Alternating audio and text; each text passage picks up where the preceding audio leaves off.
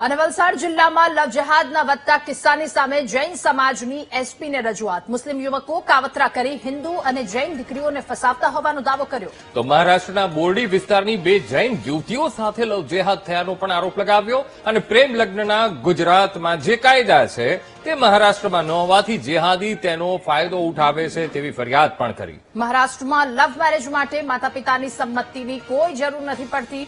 નરાધમો યુવતીઓને મહારાષ્ટ્ર વિસ્તારોમાં લઈ જઈ અને લગ્ન કરાવતા હોવાનો આક્ષેપ લગાવ્યો છે આ પરિવારોએ. તો સાથે જ વિશ્વ હિન્દુ પરિષદ અને જૈન સમાજે વલસાડ જિલ્લા પોલીસ વડાને આવેદન પણ આપ્યું છે. અહીંયા બોરડીમાં સ્કૂલ કોલેજીસમાં ઘણો પડે છે બીકોઝ બોરડી સ્કૂલ ને કોલેજને લાગીને સંજાણ એક એપિસેન્ટર છે જ્યાંના છોકરાઓ કે અસામાજિક તત્વો બોરડી ગોલવાડા આ એરિયામાં ભણવા માટે આવે છે અને છોકરીઓનું ફસાવણું કરે છે ત્યાં એરિયામાં. હવે અહીંયા એક લૂપહોલ એવી રીતના છે કે ગુજરાતમાં કાયદો છે કે છોકરીઓ સાથે છોકરા છોકરીને મેરેજ કરવા હોય તો અહીંયા મંથની નોટિસ પીરિયડ અથવા ઇન્ટિમેશન પેરેન્ટ્સને જાય છે.